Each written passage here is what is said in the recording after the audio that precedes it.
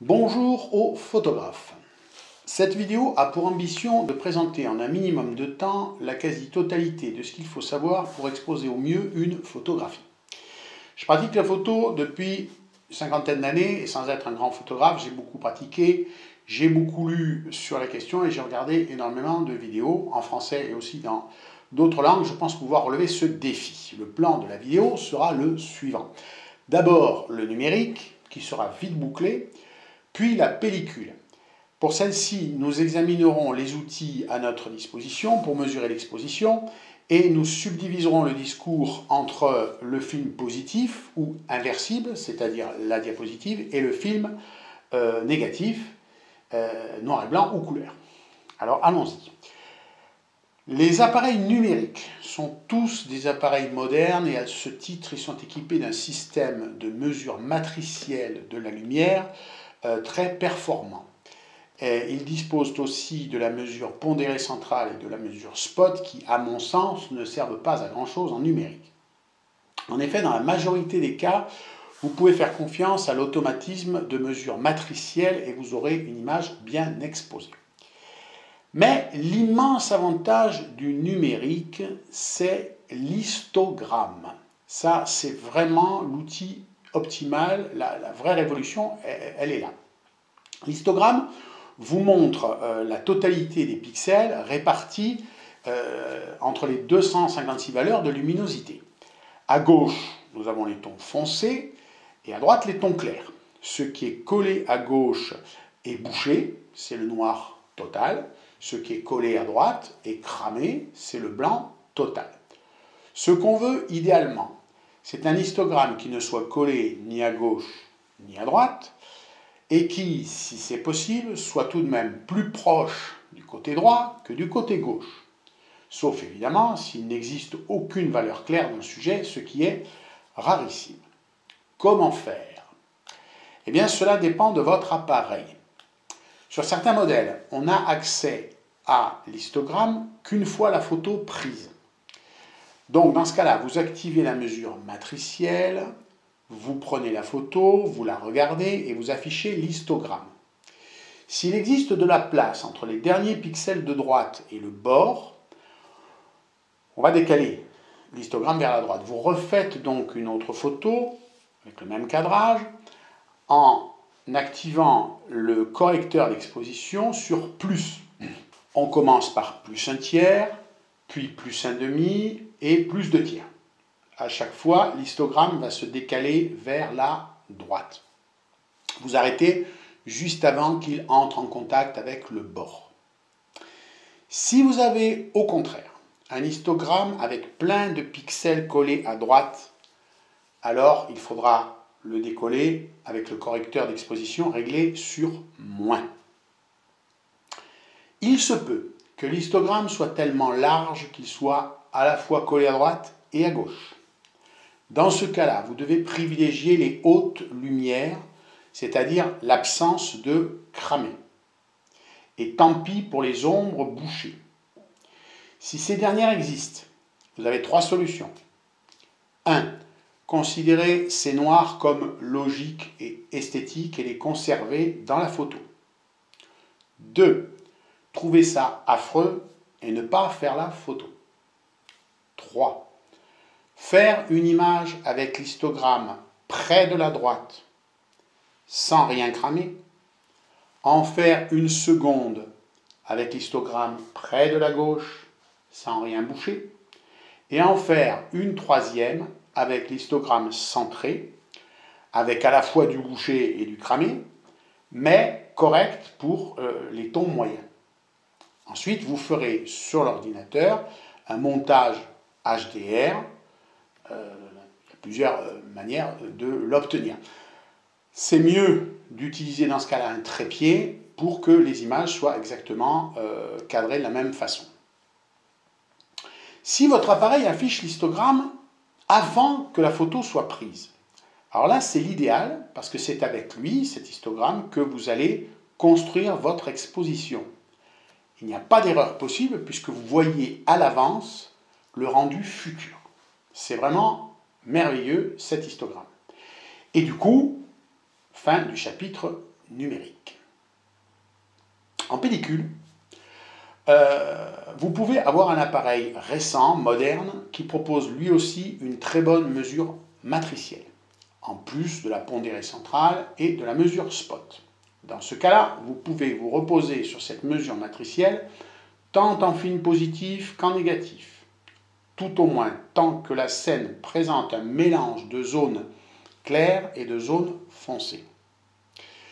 Si vous êtes en présence, en revanche, d'une scène très claire ou très foncée qui va tromper le système, alors il faut corriger.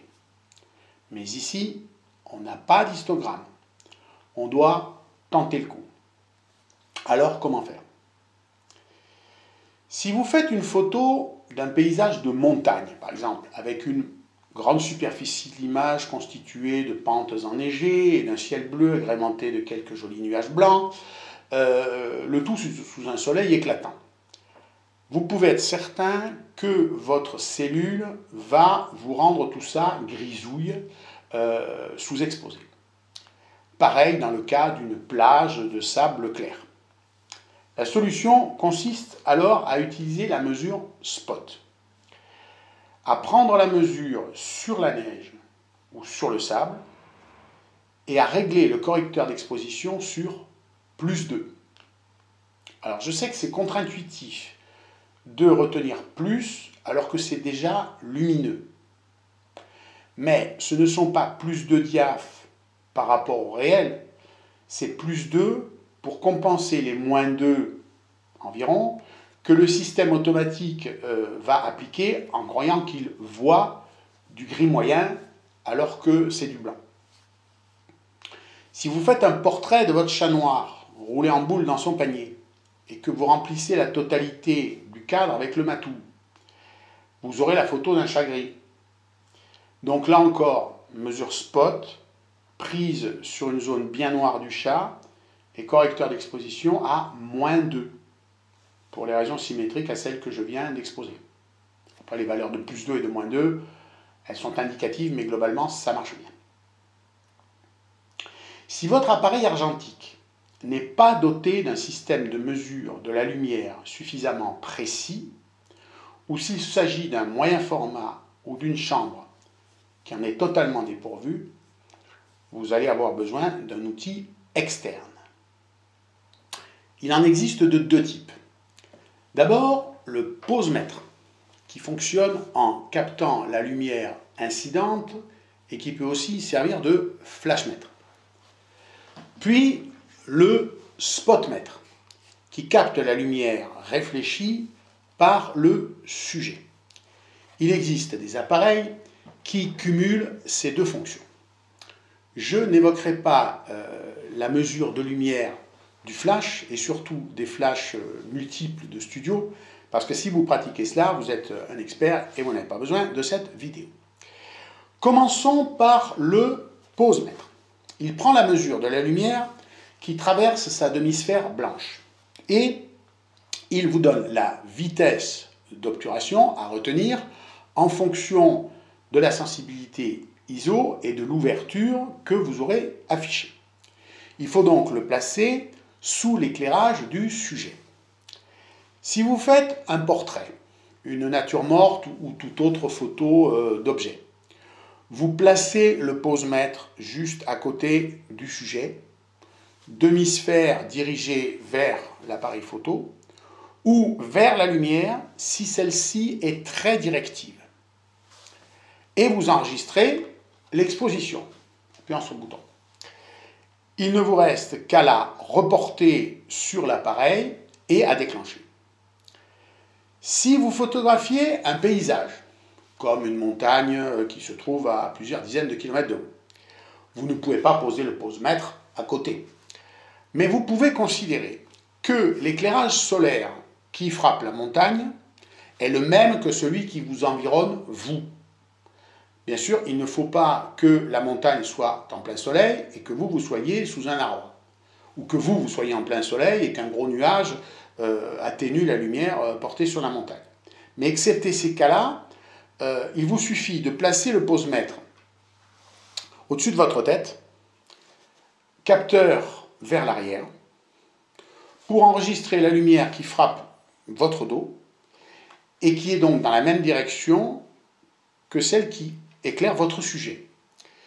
Encore une fois, vous reportez les indications du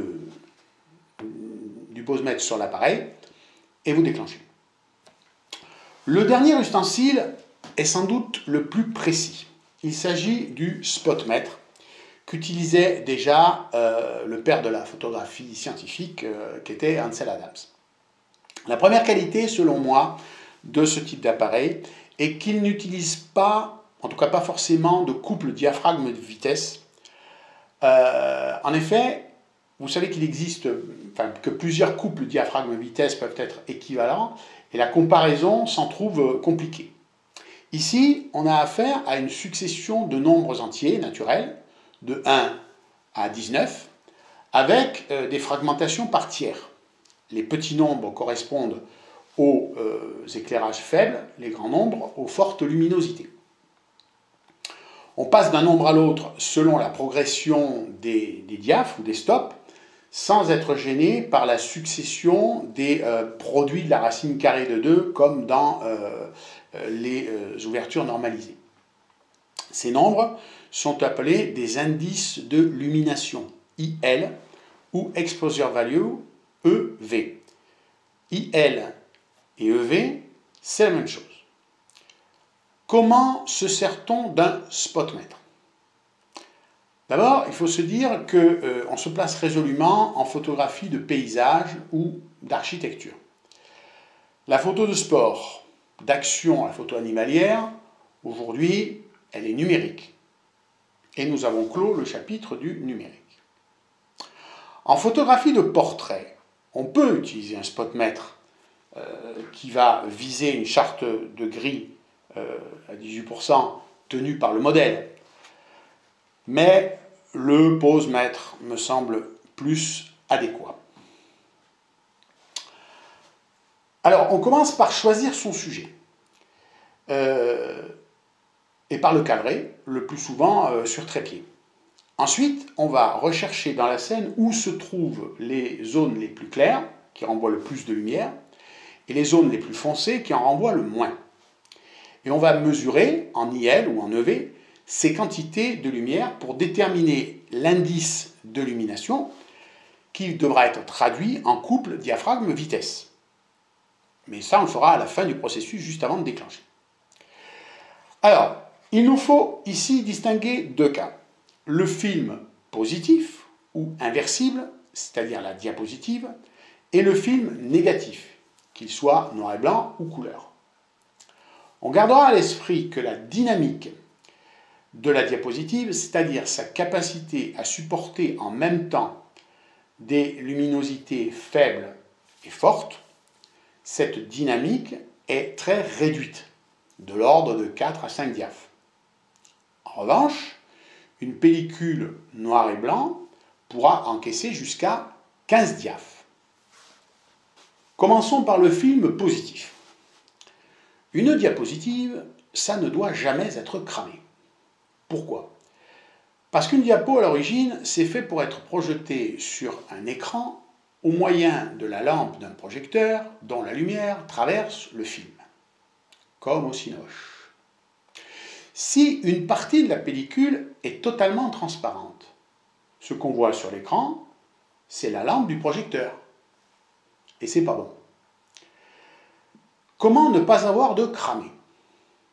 Je vais commencer par pointer mon spotmètre vers les zones les plus lumineuses de la scène et par les mesurer, en appuyant simplement sur le bouton. Supposons que l'indice de lumination le plus élevé que je trouve dans la scène soit 10. Je retiendrai comme base de mon exposition la valeur de 8, c'est-à-dire 10 moins 2. Je serai certain de ne pas brûler les zones mesurées à 10, qui seront cependant claires. Je pointe ensuite mon spotmètre vers les zones les plus sombres. Supposons que la zone la plus sombre soit mesurée à 5. Entre 5 et 10, j'ai 5 diaphes. C'est acceptable pour une diapositive et je peux prendre la photo. Il me suffit de traduire en couple diaphragme-vitesse la valeur de 8 IL, d'illumination, en fonction de la sensibilité du film. Ces indications figurent sur le cadran du spotmètre. Par exemple, sur l'image que je vous montre, pour une sensibilité de 100 ASA, aujourd'hui appelée ISO, un indice de lumination de 4 correspond à une exposition de 4 secondes à f8, ou de 1/8 de seconde à f1,4, ou de 4 minutes à f64, etc. C'est donc très facile à utiliser.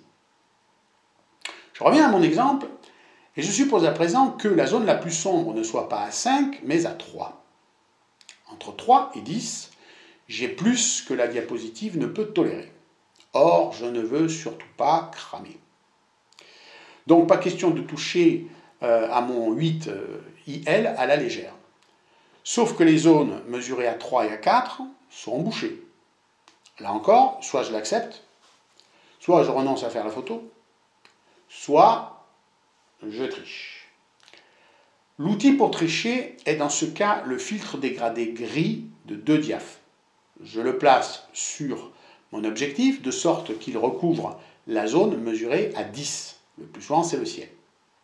Du coup, cette zone passe de 10 à 8 et je peux retenir 6, c'est-à-dire 8 moins 2, comme base d'exposition. Ma dynamique est contenue entre 3 et 8 et le film inversible sera correctement exposé avec une base de 6 indices de lumination convertis en couple diaphragme-vitesse grâce au cadran. L'inconvénient, c'est que les zones qui étaient naturellement à 8 se retrouvent au même éclairement que les zones les plus claires qui étaient à 10. On perd donc une partie de la dynamique réelle de la scène. Venons-en au film négatif. Il faut dans ce cas préserver les ombres et non plus les hautes lumières. Donc on va avoir la même logique, mais en miroir.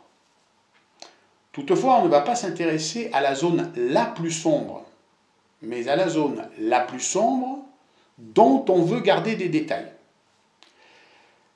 Celle-là devra comporter des reliefs, par exemple, tandis que les zones encore plus sombres basculeront dans le noir total. On l'assume.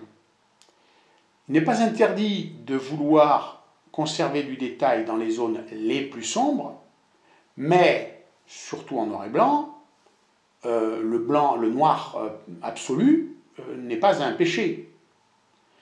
C'est au photographe de prendre la décision pour chaque image. Supposons que la zone la plus sombre, où je veux des détails, soit mesurée à 4 indices de lumination. Je retiendrai pour base de l'exposition la valeur de 6, c'est-à-dire 4 plus 2. Ensuite, je jetterai, éventuellement, un œil sur les hautes lumières. Supposons que la plus haute lumière soit à 13. 13 moins 4 font 9. Si ma pellicule noir et blanc supporte 15 diaphes, je suis tranquille. Si j'ai une pellicule couleur pour laquelle une dynamique de 9 est trop forte, la solution passe là aussi par le filtre dégradé gris sur les hautes lumières. Mais cette fois, sans changer la valeur d'exposition basée sur les ombres. Il ne reste plus qu'à reporter l'exposition correspondant à 6 indices de lumination sur l'appareil et à déclencher.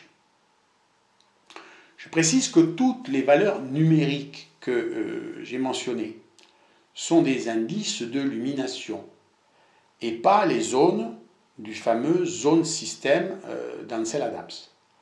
Lorsque j'ai employé le mot zone, il s'agit des parties de la scène à photographier et pas des zones du zone système.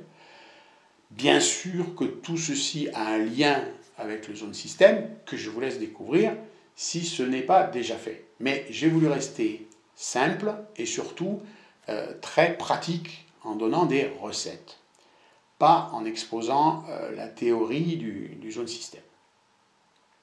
Pour terminer, je dirais qu'il faut aussi penser à compenser l'exposition lorsque tout ce qui précède a été fait, en rajoutant de la durée d'exposition ou en ouvrant davantage le diaphragme, si l'on utilise des filtres tels que le polarisant ou des filtres de couleur pour le noir et blanc, ou d'autres. Bien sûr, on ne compense jamais le filtre dégradé, sinon il ne servirait à rien. Il faut aussi tenir compte de l'écart à la loi de réciprocité lorsque les temps d'exposition sont plus longs que ce que le film tolère normalement. Mais ça, vous le savez sans doute, et sinon, je vous invite à lire la notice de la pellicule pour savoir comment on doit procéder. Voilà, j'espère que ce tour d'horizon aura apporté une aide à ceux qui auront trouvé la vidéo au hasard de leur tribulation sur la toile mondiale, et je vous dis à une prochaine fois.